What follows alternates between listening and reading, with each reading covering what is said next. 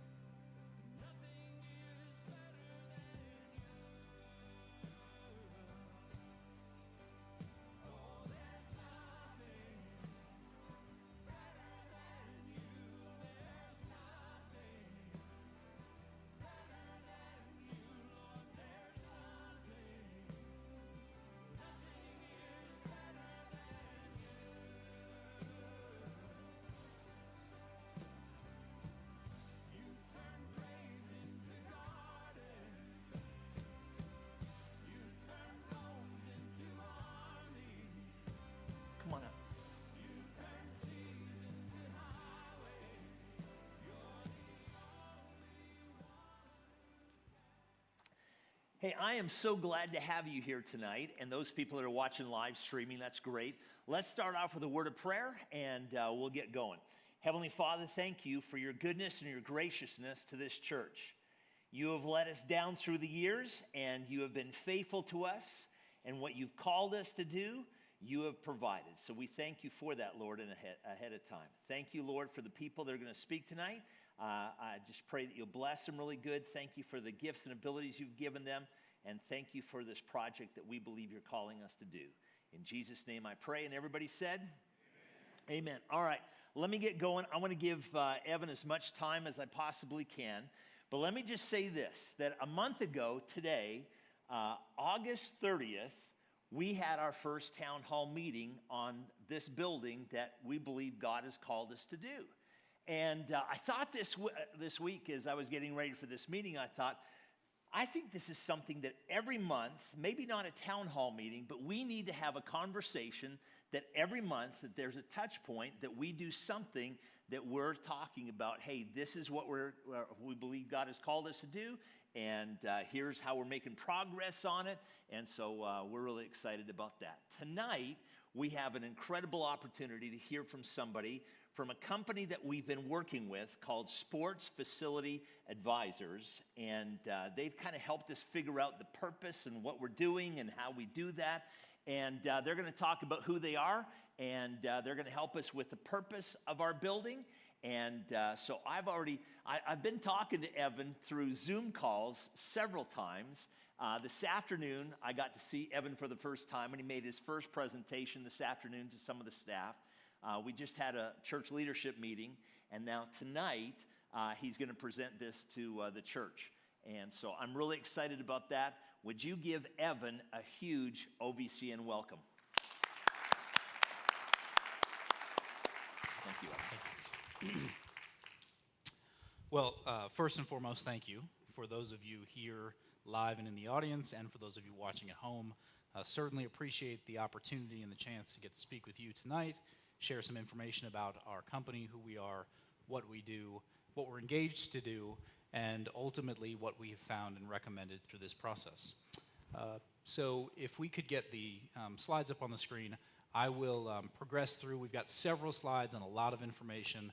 I'll do my best to take this slowly, to share the information that I think is most important for you to hear, and to do that in a way that everyone gets a chance to see exactly what and why we've been talking about here for OVCM. So as I mentioned before, if you wouldn't mind progressing the slide, thank you. I will go through this process, introduce you to our companies, who we are, what we do, and what we're engaged to do, and ultimately lead down this path towards the facility that has risen to the top in terms of what's recommended based on what this church and your congregation desires to do, and what this market presents in terms of an opportunity. So with that, I'll start off with a quick introduction to our companies. The first of our companies is Sports Facilities Advisory, and there are three companies within Sports Facilities Companies SFC. On the advisory side, which is the company that's been engaged for the scope of work that we've performed to date, we specialize in planning and funding sports, recreation, wellness, event, and entertainment venues. We've done this all over the country and internationally. We've served over 2,000 communities since we were founded in 2003, more than $10 billion worth of planned facilities. And we get hired as often as we do because we don't say yes to every facility. In fact, in any given week, we have the opportunity to take on 50 to 60 new clients, and we take on 1 to 2 new clients because we take a whole lot of that noise and opportunity and projects that should never put any money into determining if there's a path forward. We can eliminate those very quickly. And so those 1 to 2 projects that we take on every single week yield the projects that we actually work on. And of those projects, we only say that 20% of them, on average, are what we call feasibility yes. And that means that we start working with our clients, the ownership group of the project, and we hear what they want to do. What are their definitions of success? And then we take those definitions of success and we look at the market and the actual opportunity, and that 20% that comes back as feasibility yes, comes back because the desired outcomes of the ownership group and the actual opportunity in the market are pretty well aligned, that with some just minor tweaks, we can recommend and help to progress a project that makes sense. On the other end of the spectrum, we say feasibility no to about 30% of those projects. So after we've eliminated somewhere between 49 and 58 projects per week that we never even touch, we still, of those projects that make it through that funnel, say that 30% of them are not feasible. Because what the ownership group desires to do and achieve, and the outcomes that are required in order for that project to be successful, cannot be met by the market and the opportunity. And if you're doing the math in your head, that's 50% in between that we call feasibility yes, if. And that's a scenario where we do our best and most creative work, where we start to take a look at that vision and then we have to reshape that vision, because there are opportunities in the market that could support the vision and the definitions of success, but it's going to change the vision. Not to bury the lead and not to give too much away now on either end of those spectrums, but this is a project that we are very excited about, frankly. And because it looks like it is in that top 20%, and if it's not in that top 20%, it's at the very high end of that middle 50%. And that's because, frankly, what your church has accomplished and the growth that you've had, the way that you've served this community over time, as we've learned about through this whole process, is pretty incredible and pretty special. And this idea for a youth-serving facility and a community-serving facility focused on sports ministry and the opportunity to serve people, yes, youth, but really people of all ages through sports and recreation is exactly aligned with what your church endeavors to do, and this market can support that. So I'll talk to you about that and define why we believe the market can support that through this preliminary and early stage of feasibility assessment. If you go to the next slide, Sports Facilities Development, the second company, the company in the middle, and I won't spend too much time on this, not engaged for this project, but we have provided some support so far to help make recommendations related to how the facility should be designed. So we have lots of services ranging from just general initial design consultation all the way through full owner's representation, and none of that has been talked about as a way to serve the church so far, but certainly available for that in the future. And then our third company, Sports Facilities Management, actually manages facilities. So we are recognized as the leader in youth and amateur recreation and sports facility management. We have managed and supported management of facilities all over the country and internationally. If you look at this map, which shows 20 of our facilities, this is some of the facilities that we manage on a full-time basis across the country. We have more that haven't made it to this map yet because it seems like every week we're picking up a new client facility. And we also provide management advisory services where we don't provide full management services, but we do support the owners and the operators of facilities in essentially every single state. So through the companies, those three organizations that are rolled up into our primary overarching banner, Sports Facilities Companies, we could easily have different mission statements and different goals, but we are completely aligned for one purpose. And our mission across all three of those companies and every facility that we operate and support in operations is to improve the health and the economic vitality of communities through sports and recreation programming.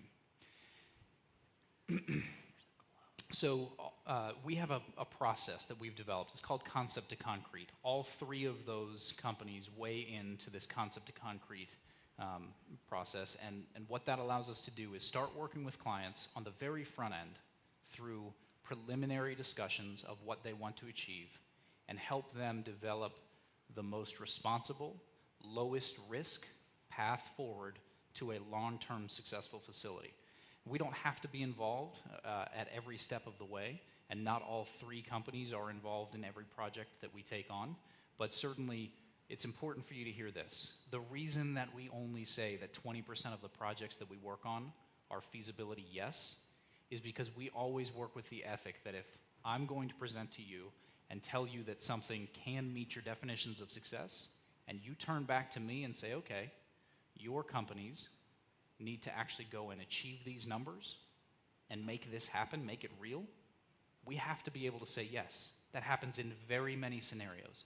So the information that I'm going to share with you tonight is really foundational. It's sort of the first and preliminary set of analyses towards feasibility, but we're excited about this project because we know that it has the opportunity to do tremendous things for your church and for this community, and if you were to move forward and this walks all the way down the path of cutting ribbon and having programs and kids and adults, teens, seniors, preschool age kids, everyone in this community have access to these types of programs and activities that will take place in this facility.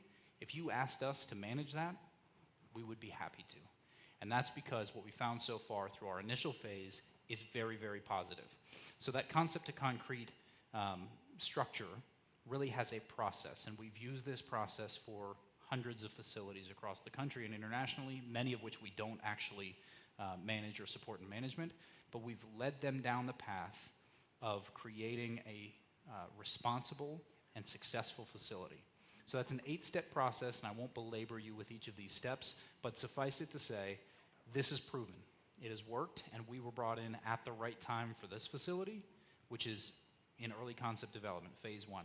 So if you look at our actual engagement, it's really based on the left-hand side of that diagram. And the first phase, early concept development, has resulted in what we're looking at today, the market opportunity analysis, and this is the market opportunity presentation. So you see the 4 steps that were part of our engagement. We are here today in step 4, and a very logical next step, whether the church decides to use us or to do it internally or to engage someone else, would be to move on to step 2. We've already outlined what step 2 would be, which is a full financial feasibility assessment. That's the projections of the actual number of people and how much they pay and what that means in terms of revenue generation, how much it costs to operate, what staff are necessary to actually service that revenue and operate a new sports and recreation facility. All of that could be covered under phase 2. But again, just to reiterate this point, we're at the early stage of concept development with a lot of checks in the boxes for moving on to the next phase. So with that, I'm going to actually get into the analysis that we've done. We use this visual, we call it the SFA funnel model, and really what it's intended to do is just visually show you the process that we take from starting at the highest and frankly the most important level, which is to understand from your leadership here at the church why you want to consider building a sports and recreation facility. So we call those the definitions of success. That helps us to understand what desired outcomes you have for this facility.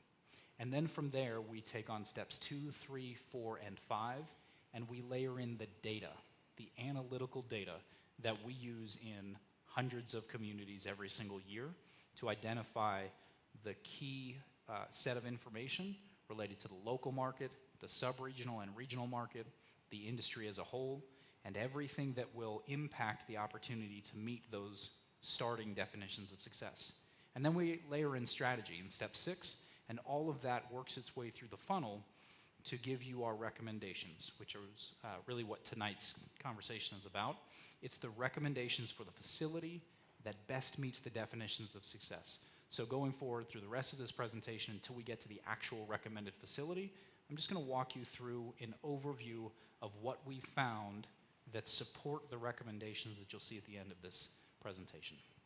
So to start with the vision and definitions of success, this is frankly, it's a simplified version of what was outlined by your leadership group as we started working. And yes, that's a 1 through 4. And some of you may be sitting there thinking, well, I'm reading ahead and number 2 is number 1 to me, which is totally fine. This is not a hierarchy. This is just a list. So there are 4 definitions of success that we know need to be achieved in order for this to be the right facility and the right investment for this church. Number 1, to expand your reach and your attendance. And we'll talk quite a bit about how to achieve that. Number 2, to strengthen the foundation, the community's foundation in faith. engage, equip, empower. Right? You've heard that a lot. You've seen it everywhere. But that is a key focus of this church, and anything that gets built and developed and operated by this church has to align with that mission. Number 3, to create something that's inclusive and fun and safe for kids, yes, but people of all ages. And number 4, to make a fiscally responsible decision, to have a self-sustaining business model. Your church has done incredible things in terms of being able to reinvest in your ministry, to expand this building, to expand this campus, to grow your opportunity to serve people. And this facility, as part of that campus, cannot be a drain to the future opportunities to do that. So it has to reach a point where it can sustain itself in order to help you to continue to grow this ministry. And all of the early indicators suggest that that can happen. So, getting now into the data, this is what we call the target market data. This is some of the very high-level socioeconomic and demographic information, and this is just a set of 6 that align with actually 68 different markers or indicators that we look at. And I won't go through too much of this. Actually, instead of talking about any of the numbers in much detail, I'm going to point you to the right-hand side of the screen where I've got some green pluses and some red minuses and some blank spaces. That's just a better visual way of us communicating what these numbers suggest in terms of really positive opportunities and what we would consider to be contributors to success. And the minuses aren't negative necessarily. They are indicators that we know need to be accounted for in a plan. So every single market has some minuses in the way that we look at them. Successful facilities identify those early, and they mitigate those risks through a plan that helps to minimize the negative aspects of those minuses. So it's really about developing a plan that meets the needs and the opportunities in this community. And just to be very quick on this, you have 2 pluses in the population category. You'll see there that it says local and sub-regional. We're also looking at a broader spectrum as well, but for the target market, your most regular users, we consider your local users to be anyone who lives within 20 to 30 minutes of the facility, and we consider your sub-regional market to be anyone between 30 and 60 minutes from the facility. You won't draw very many people on a Tuesday from 60 minutes away, but it absolutely is possible for certain sports and activities that they may. Your most regular users will be in that, in that local category.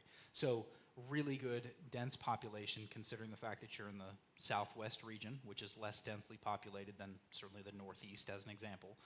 But strong market in terms of the total number of people you have the opportunity to serve. The second category is median age, and this won't be a surprise to anyone in this room. You have an older than average population here. Now that is skewed in some regards by 3 communities that really cater to and provide residential opportunities for older adults, and so that does raise your median age, but this is a perfect example of why that minus is not necessarily a negative. What that means is you don't have as many kids in your local market as the average community, and that means there's an opportunity to serve many more people than just children, and so that's baked into this plan, and I'll talk about how we respond to that momentarily. Median household income is definitely a plus within your local market. As we get into the 30 and 60 minute drive time, some more of your truly urban areas, as well as some more of your truly rural areas, we typically see lower household incomes there. And so no surprise there that as we get to more people, we get to a bit of a balance there in terms of the total household income. I'm just going to jump down to the recreation lesson spending, because this is sometimes a sticking point, and I think that the other 2 categories are fairly self-explanatory. The first one, the adjusted number, is simply saying we take a look at how much it costs to live here, and we adjust your income to that. And the second one is very self-explanatory, just how much are you growing over the next 5 years. That last category, recreation spending, there's a plus in both of those, and you may have noticed if you're reading ahead or looking at the screen that the US average is $143 in this category, and the category is just one of several spending indicators. But even at the 30 and 60-minute drive time, where you have far less expenditure in that category, we still have a plus there. And that's because of this, and I think this is an important topic for us to talk about. And it's not surprising because we've done a lot of work in Arizona, a lot of work in Tucson, Pima County, Phoenix, etc. Sports and recreation is important here. People have made the decision to spend more than we would expect them to spend based on their expendable income levels. So even though the number is lower than the average in the 30 and 60-minute drive time, we have a plus because look at how much lower the household income is than the average. And yet those numbers are higher than what we typically see. And that demonstrates that there is prioritization for people to be active and to spend on activity, sports and recreation, across all income levels. And that's not universal, of course, but it's a really healthy indicator, again, leading towards that fourth definition of success on the list, which is a sustainable business model. So with that target market, I'll just breeze through some of these, but a couple of maps for you. This becomes particularly important as if we enter into the full financial forecast, understanding where the most dense population bases are and where the most dense areas of household income are. On the left is population density, and redder is better, we sometimes say. The red blocks there, those are zip codes. Where you see red and darker colors on the left-hand side, that means there are more people. On the right-hand side, where you see deeper purples, that means that's your highest level of household income. Now, keep in mind, it's not surprising to us that those are opposite. Typically, when you have more people living in an area, you have a lower household income, and when you have fewer people in suburbs and whatnot living, you oftentimes have population bases with more median household income. Why this is important is because eventually we'll get to the phase where we are talking about actually marketing to people in areas for certain and specific programs and actually providing opportunities for kids and adults and seniors who might not have the household income to pay the full fair market rate. And we need to understand what programs and what services to provide to those people. So it translates into, in the next step, a very analytical process for us to actually forecast participation. And I mentioned before that we talk about not just local and sub-regional, but also the regional population base. And so you probably can't see everything that's on that screen, but here's the highlight. Within a 4-hour drive time, which is your most regular and reliable drive time for a weekend, 2-day or 2.5-day tournament, people will drive regularly from up to 4 hours. They'll leave after school and after work on Friday. They'll get here on Friday night. They have to spend the night in a hotel. They'll play all day Saturday. They'll spend the night in a hotel on Saturday night. On Sunday, they'll start playing in the morning, and that tournament will wrap up by Sunday afternoon so they can drive back home and be ready for work and school on Monday. 4 hours. That is the sort of the golden standard for what we consider to be the regional population. And you have 6.8 million people to choose from within 4 hours. Again, given where you are geographically, that's a pretty good number. You're pulling in a couple of pretty major metropolitan areas, whereas this number would be lower in some other parts of the Southwest. And if you go to the Northeast, it might be 43 or 58 million people, right? We're just talking about different scenarios, and all of that's fine. It's market data and information for us to consider. So 6.8 million people. That does not mean that 6.8 million people might play here. There's a percentage of those who participate in the sports and activities that have been recommended for this facility, and we need to understand that. So this chart, very simply, and I won't go into any of the details here, very simply tells us who plays each activity or each sport regularly enough so that they might be a paying customer or a participant in an organized activity. You may have some free programs, which is very standard for a lot of our faith-based clients, and that's perfectly fine. But you still need people who are interested in those sports and activities to offer the programs to. So we use this information to understand what your actual base of potential participants is. Going then into competition, I'll be very brief here. This is a sample of competitive facilities. If you're looking at the top of this list, and if you can read that, you're going to see that we have listed the first court facility at 10 minutes away. But in reality, you could hit a driver from here. I can't hit a driver. Maybe some of you could hit a driver from here to 4 courts at the high school. And so we haven't listed everything here, but there is an important factor there as well. I talked about the potential to bring in a tournament. And the number of courts that you'll have here would suffice for many tournaments, especially local and sub-regional tournaments. But you might have the opportunity to bring in many more tournaments that require a lot more courts than what you'll have and what makes sense for this church to build.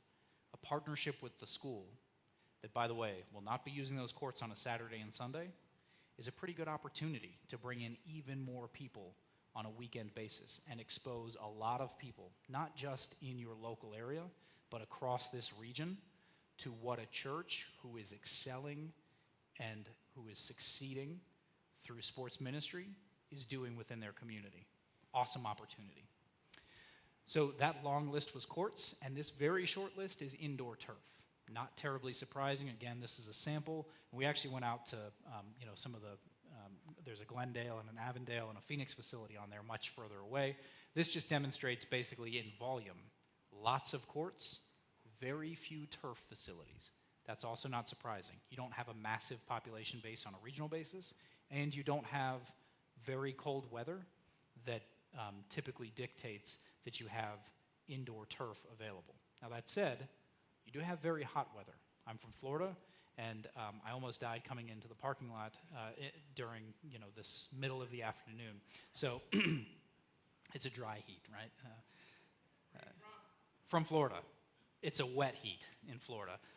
But indoor turf. So this presents a potential initial opportunity and a potential bigger future opportunity to invest in and offer indoor turf space. So we'll talk about what that actually translates to here in this phase. Moving forward, indoor baseball and softball training, we'll just breeze through these next couple. You can progress again. The next one is sports performance training. That is taking athletes who want to play at a higher level and speed, agility, quickness, strength training, etc. You have some service providers certainly in this area. And the final one there is family entertainment. One of the key factors that we always focus on is the fun factor, right? Whether you're talking about someone who's just being introduced to sports and recreation, or you're talking about a family that's going to come for their 14-year-old daughter to play in a volleyball tournament, and big brother or little sister is also going to travel with them, what else is there to do? Why is that a family destination? And so while we haven't identified, because of the level of service providers, the number of service providers for family entertainment options, which by the way is a very wide range. We've got arcades, laser tag, bowling alleys, etc., all in on this list. We haven't recommended that you build your own. However, there are a lot of fun things to do in this area, which could be a very good driver for marketing some of those weekend tournaments. So that takes us to number 5, and this is where I get to step up onto my soapbox a little bit. This is, frankly, if you think about our mission as an organization to improve the health and the economic vitality of communities through sports and recreation, this is why that's so important. And when you think about your opportunity as a church to make a monumental and lasting impact on this community, this is why. What this chart shows is the number of people who play sports at a regular enough level to be truly active. Those are core players versus those who are just playing at a casual level, which means, like myself as an example, I'm not a basketball player. Last year, I played basketball a couple of times with my son in the backyard. We've got a neighborhood court. And so, yes, I would have responded to that survey saying, I played basketball, but I would not have responded to the survey saying I played enough so that I might actually be considered a basketball player. If you think about this as frequency of play, of all of the people who play, and this is actually kids age 5 to 16, the blue line goes down, the orange line goes up. That's because the people who are playing, the kids in particular, who are playing sports regularly enough to be healthy is diminishing on an annual basis. And the kids who are playing sports just casually and infrequently, not enough to actually make a difference in their health, is increasing. If we go to the next slide, you'll see the inactivity rates. What this shows on the blue line is a percentage, which lines up with the right-hand side of that chart. And you'll see on a percent basis, year over year, more and more and more and more kids as a percent, are becoming inactive. The red lines up at the top relate to the left-hand side of the chart, and you'll see that that's growing at a faster rate. That's because as the percent of kids increases, at the same time, more and more and more kids are entering into that 5 to 16-year-old age range, and fewer of them are exiting out of that, because you have a growing population, especially a growing youth population. And what that means is that from 2013, when about 77 million kids were considered inactive, by 2018, over 82 million kids in this country were not meeting their recommended level of activity on a weekly basis. That is really bad news for our country, something that has to be combated on a national level, and is, in many ways, we're blessed, frankly, to be part of a lot of national initiatives to break down barriers to access and to provide opportunities for kids, and this is why it's so important. The next slide shows the life cycle of activity. And so just bear with me here. Kids who are active at least 3 hours per week compared to their inactive peer counterparts, those kids that don't meet 3 hours of high-calorie burning activity per week. Kids who are active are 1/10 as likely to be obese or overweight as their inactive peer counterparts. That makes sense. Get active, don't be obese. Pretty common sense. The compounding factors from there are so important in the vitality of a community, because those kids who are active at least 3 hours per week, not only are they healthier, but they earn higher test scores on their standardized tests. As those kids become teens, they are far less likely to participate in risk behaviors related to sex, drugs, and alcohol. Those kids who are active are more likely to graduate from high school, have the opportunity to go on to college. And as those kids get older and older and become adults, adults who grew up as active kids earn 7 to 8% more than their inactive peer counterparts at childhood. Those adults are 6 times as likely to be active, and active adults have much lower health costs, lower cases of morbidity. They're more productive at work and in society. And maybe the most important thing here is how it all ties together. Active adults are twice as likely to have active kids themselves. If you go forward with this facility, if this makes sense for your church, and you open the doors, 2022, early 2023, whenever it is, you cut the ribbon, you will not only be providing an opportunity to get kids healthy today, you'll be making an intergenerational impact on the health and the vitality of this community. And not just health. When I say vitality, yes, I mean health. I also mean economic, educational, and social. This is something that far beyond anyone in this room will be playing on those courts, on that turf, in those spaces, will have a lasting impact on Oro Valley. And that, to me, is maybe one of the most exciting things we could possibly talk about.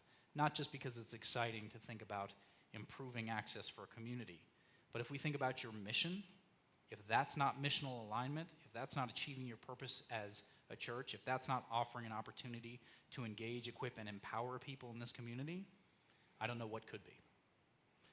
Step off my soapbox, and we'll keep moving. So strategy. This is really important, right? Because we've talked so far about all of the market indicators and the data that weighs into what the actual opportunity is. And now we have to go back to the definitions of success. So the first one was expanding the church's reach and attendance. And in blue, these 3 bullet points outline some of the key strategies that will be important for that. And some of the good news for you, and one of the reasons that we think this is such a viable and exciting project, is because we could have listed the same 5 or 6 strategies for every single one of those, because there's such good alignment in terms of how to achieve those definitions of success. So this will get a little bit repetitive. I've changed the wording, but some of them definitely overlap and will relate to some things that I've said earlier. And the first of those strategies is to provide options for, sorry, can you go back if you don't mind? To provide options for every single age group, have multi-generational impacts. And so not just kids' sports and youth activities, but being able to serve teens and adults and seniors. Number 2, to be a point of entry at every single level of competition. which means someone who's never picked up a basketball but desires to learn to play, this is the place for them. Kids who have been playing but are still at a recreational level, this is a place for them. Kids who want to play at a higher level, this is a place for them. Adults who want to play in an adult league, this is the place for them. Every single level of competition needs to be served through this facility. And the fourth is that it can't just be about basketball and volleyball. It's got to be about other activities, pickleball, wrestling, gymnastics, cheer, dance, etc. There are a lot of uses of this facility and this type of asset that you have to cater to. That will help you meet that first definition of success. Next slide, please. Strengthening the community's foundation in faith. For many of you in this room and watching online, I imagine that this is one of the most important, if not the most important thing that we could talk about today. And there are a lot of ways to do that. The first is to tie those activities into non-sports activities. Use sports and recreation as a platform, as an open door to bring people in. You will have plenty of congregation members, church members, community members who will already attend services here or watch online that will participate here. But how important is it for you to reach the unchurched in a way that, again, opens doors, opens eyes, opens hearts, opens minds to achieving one of your key goals, which is to introduce people to Christ through sports and recreation. That's what sports ministry is all about. And so it should I'll get there. It should certainly tie into other church activities and other opportunities to participate here at the church. The second is to be a community hub, right? And that's a bit of the same message, but it's about creating a lot of different opportunities for people to view this not just as a church campus, but as a campus for all of their activities, whether they're a member or not. And the third is that it has to be a consistent place for engagement. And I could have capitalized the E in engagement because it's so important. Not just a place where people use facilities, but where people come together and interact and learn and grow with one another. The third definition of success is to be inclusive and fun and safe. I mentioned this before, but breaking down barriers to entry. We consider the barriers to access, time, cost, and location. Build this facility, expand programs, offer it for all ages, make it convenient, make it work for people who want to participate here, and you will be offering an opportunity that doesn't exist nearly as much as it should in this community or across the country. Number two, properly train your staff members, your coaches, and your volunteers. This facility, the concept for this facility has already been discussed with FCA, Fellowship of Christian Athletes. That organization, big national organization, I'm sure many of you have heard of them, they are investing a lot of resources into training coaches and parents on how to be positive role models and influences on their kids' lives through sports. And so that's a really exciting opportunity. This will be a pilot program location for those trainings and for the implementation of that curriculum. And finally, focus on in-house programs. There are a lot of facilities actually in this community that are rental facilities, which means any team, any coach can hand a $50 bill or whatever it is to the facility, and they can do whatever they want in this space. And that is not going to necessarily create the environment or the interaction or the capital E engagement that you really want here, right? So focusing on in-house programs means you're offering the programs. And as Chris said to me earlier today, you play here, you play by our rules, right? Which means that games should start with a prayer, and there should be devotionals, and there should be interaction and very intentional connections with people. And that happens much more frequently when you're offering in-house programs than when you're just letting someone pay you for a transaction and use your space however they want to use it. And finally, the fourth is to be a self-sustaining business model. That means that you have to balance your mission with some margin.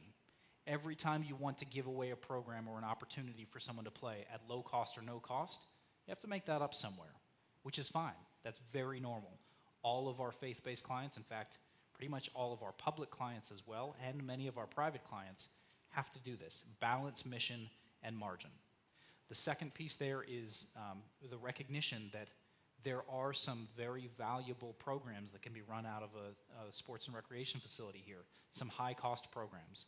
And those high-cost programs have a fair market value, You have to focus on those because you have to generate the revenue in order to power the mission. And the third there is focus on partnerships, right? Whether that's the medical community, construction, businesses, etc. Creating partnerships is a key strategy to success for every facility. Excuse me. So, all of that data and information, those insights and those strategies lead us to the actual facility that's been recommended. So now we're actually getting to the punchline. So this is an overview. I'm going to break down these spaces, but primarily what we're talking about is a youth room with a court. Show that next. I will show that next. Go back to it for me for a minute. Thank you. 3 additional competitive courts, a small indoor turf field, a lobby, cafe, restrooms, and office area, classrooms, conference space, and meeting area, and all of that fits into about a 75,000 square foot facility. The preliminary opinion of cost, this still needs to be worked out, honed in on, and frankly, oftentimes we see some value engineering opportunities to lower this, but what we're looking at right now is approximately a $13 million building for that 75,000 square feet. And so breaking down those spaces then, you can go to the next slide, the youth room. I mentioned before, this looks like a court. It is a court. And on the bottom side of that, there's a stage. And on the top side of that, telescopic bleachers. That means that while on Saturday or Tuesday night or Thursday during the day or whatever it may be, sure, you may be using that as a court. But on Wednesday nights, that has the capacity for 500 kids to come here and worship. And you've outgrown your youth spaces, and this provides an opportunity to continue to grow your youth programs and your youth worship. Next. The additional courts and turf, pretty self-explanatory, 3 additional courts, and what we would consider to be a small side turf field, which is about the size of a court. Off to the right there in the brown, maintenance, storage, mechanical, electrical, plumbing. Next, lobby, cafe, restrooms, and office. In particular in the lobby, you see those weird shapes. Those are tables. You have an awesome space here. That third space, this won't be that big, but the reason that those spaces are so important in a church is because it's a place where people can congregate for just their own personal interactions. And that's critically important in a space like this as well. And of course, restrooms. Those matter. Go to the next one. Classrooms, conference space, and meeting rooms. As I said before, you've got some very flexible spaces throughout this campus. This would be additive to that. So rooms that can be used for small groups and for teams and for other services and as overflow for any number of other activities and some conference space as well. So those are the primary components here. And as important as it is to see a visual of those components, I think it's also important to talk about how that will look on the actual campus. And one of the things that we really like about this design so far is that it's exciting and it's got curb appeal. There are so many buildings and facilities in this market that were built in the 70s and 80s, and they're the same uniform color, and they all have sort of the same facade. This is something that aligns with some of your more recent additions and will be another reason for people to come here because they're going to look at it and they're going to say, what's that new big building? What can I do there? And so the visuals are important. What I'm going to wrap up with is just an overview of how this facility will be used. And I talked about it before, but I'll say it again. One of the keys to success is that this is a flexible space. We're not talking about courts necessarily. We're not talking about classrooms necessarily. Those are spaces that can be converted. And we consider everything that you have here to be inventory of time and space. Places and spaces that you can use for whatever the occasion calls for.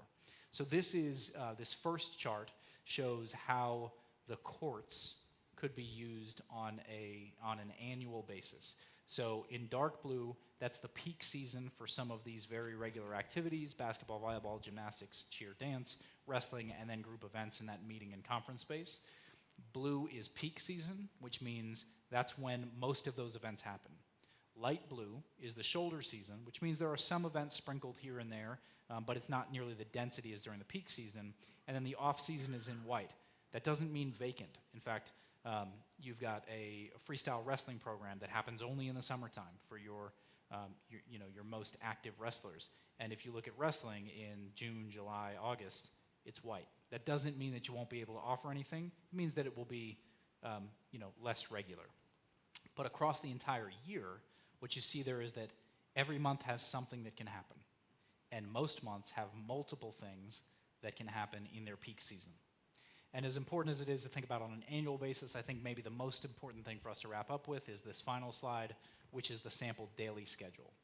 Now, I won't go through what 7 o'clock looks like and 7:30 and 8 and 8:30. What I want to point your attention to instead, on the left-hand side, it's a sample weekday, and on the right-hand side, it's a weekend. And some of those activities cater to different age groups. And so this is a sample that's actually based on on programs and use of space that we offer at other facilities. And when you see yellow, that's just meant to represent that there are times and locations that can serve preschool age kids through parent-taught programs and introductory sports programs. In green, that's school-age kids. So, of course, you see a lot of green on the weekends and you see a lot of green after school hours, but you also see some green sprinkled in there during the daytime. Homeschool PE as an opportunity, right? Lots of homeschool kids, they have to meet their physical education requirements. They need to do it at a facility like this. And we have facilities all over the country that today, in the age of COVID, are serving as sites for kids to go and do their online learning in a controlled environment. Kids with parents who work, who don't want to be at school, and we don't know how long this will last or what the future will look like, but that's a real opportunity. And that can mirror, and it can also be married to opportunities to have them active throughout the day. So we have a lot of academy-type programs that happen as well. Blue is teen programming. Certainly teen programming could absolutely overlap with a lot of your green. There on the left-hand side on the weekday, if you think about a teen club or youth worship, teen worship type activities, and then training for those athletes who are in middle school or high school that want to be better athletes. Red is adult, a lot of those at night after the kids have cleared out of the building for adult leagues, but also before work and for both fitness purposes and for pre-work basketball, lunchtime, pickup games and leagues, etc. Purple, senior. Most of your senior activities will happen during the daytime when kids are in school and younger adults are at work. But whether it's pickleball, whether it's group fitness, whether it's walking during your hotter months, whether it's just an opportunity to come in during the weekday and have this not just be a Sunday campus, which I know it's not, so forgive me for that, but Sunday focused, this provides Monday through Saturday opportunities for seniors as well. And finally, the gray is just meant to represent, and I mentioned it before, you will have some rentals. You want to minimize those, but certainly that's expected that you will bring in some outside groups because it's another way to reach people who might not otherwise be introduced to this campus, to this church, and most importantly, to Christ through the activities that will happen here. So with that, that wraps up the presentation. I think we are pretty much right on time. 7:50 is what we had targeted. It just turned 7:51, so I went long. But thank you. You did awesome. Thank you so much, Evan. Appreciate that. I'm going to take a couple questions. We're going to go to 8 o'clock, and so just a couple questions, and we have a mic in the back. Before we do we have the mic? No, those have to ask when they have to repeat it so they can hear it on the recording. Got it. Before we do that, I just want to go through just real quick. We have Riley Rasmussen from, did I get it right, Riley? From Barker Construction. They're helping us with this next step. They've helped us with work on the price and the building. And we also have Frank Seaver, architect, that is helping us. All right, great. Couple questions. Is that Pat?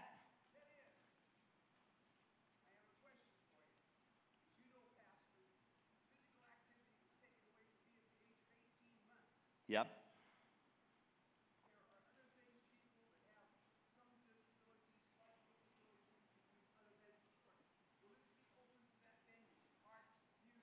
Yeah. So the question is, Pat asked if this facility would be able to be used for arts and what was the other thing? Arts and music. Yes. Okay. So the championship basketball court is actually a place that we can have 500 youth on a Wednesday night. That's going to be one of the key things we use that for. But all the stuff we have here with audiovisual will be there on that stage in there. So we'll be able to use that for arts and music as well there. Okay? I love it. That's great. Thank you. Yeah. Okay, my question is,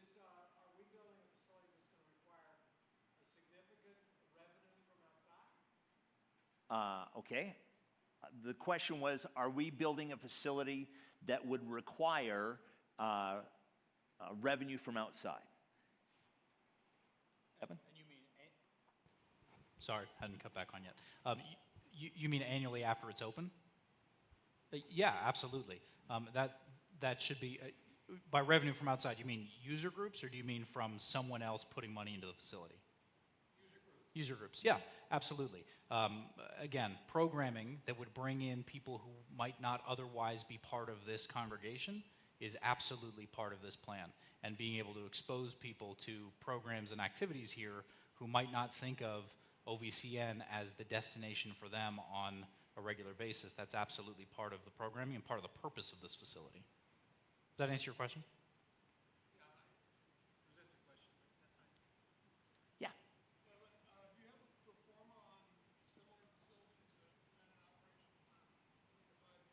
Oh yeah, absolutely. We have more data on those than anyone else in the country. Oh, sorry. Thank you. The question was, do we have a pro forma or comparables from facilities that have been open that are similar? And the answer is absolutely yes. I mean, we have a number of church, faith-based clients and churches that we work with that have these, and then we have more data than anyone else on the operations of these facilities, and I'm happy to show some of that data.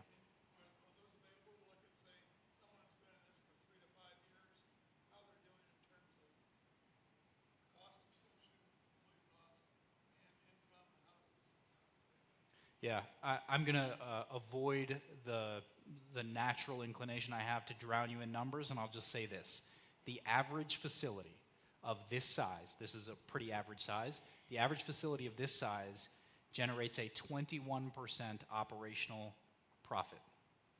So that means that not necessarily paying its debt service, but it cost recovers, and then 21% of its revenue is then available for whatever it is, funding other programs, scholarships, or reinvestment for capital improvement. So the average facility is self-sustainable. Okay. Somebody else? I'm trying to look. Raise your hand. Who's talking? Yeah, there we go. John and Barb.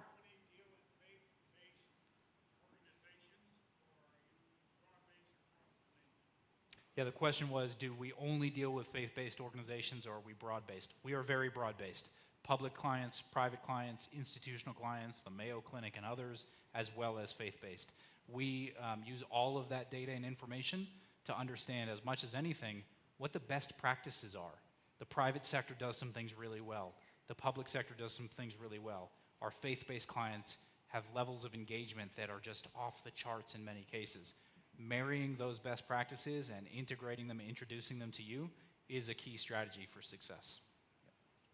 Somebody else. Sally.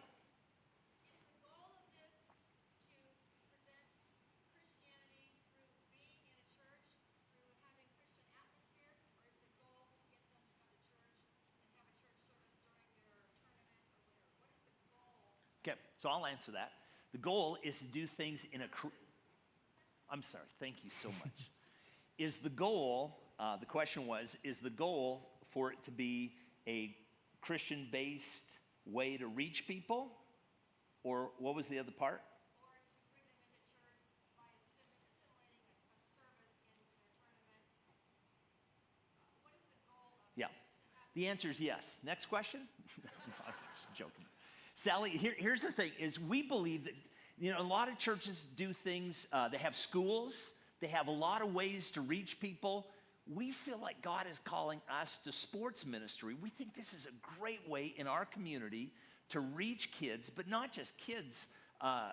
You talked about students and then older, my age people or maybe young adult people that would go, hey, listen, sports is a way to introduce them as an entry point into a relationship with Jesus Christ, or at least get them to our facilities. One of the great things when we were building our third space in our children's building is somebody gave us this statistic that said, if somebody is on your campus 10 times in a year, that if somebody asks them to a church activity, it's a 90% chance that they say yes.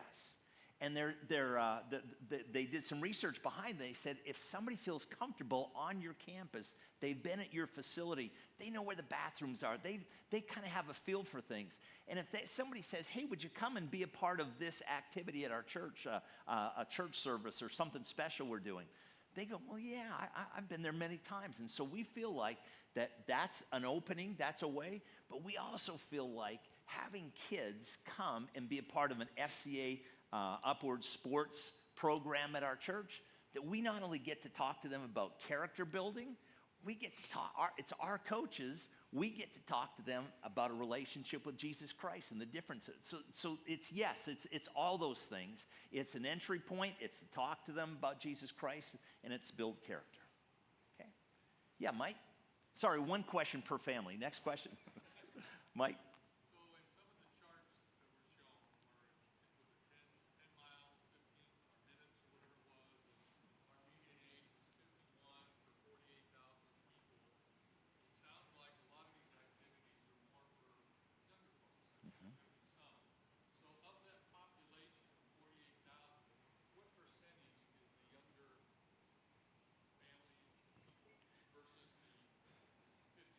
Yeah, it's a great question because that's meant to be a summary chart. We have all of that data. I don't know off the top of my head. I'll tell you that generally speaking, when we look at those charts, here's the question.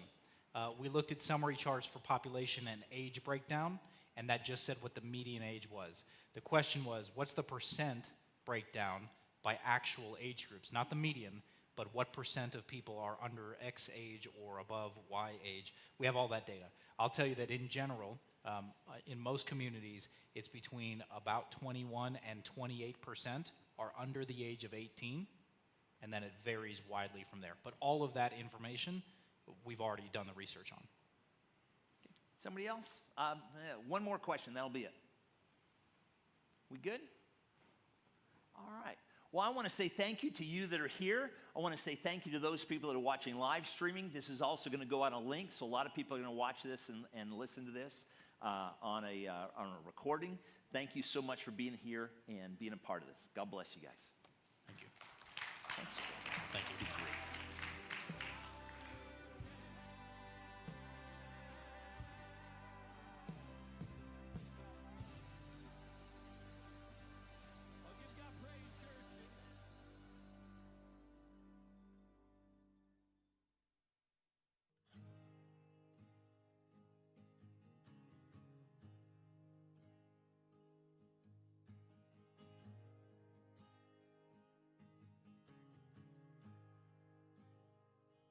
I love you, Lord. Oh, your mercy never fails me.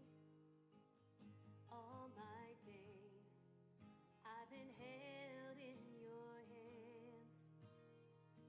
From the moment that I wake up until I lay my head, oh, I will sing of the goodness of God.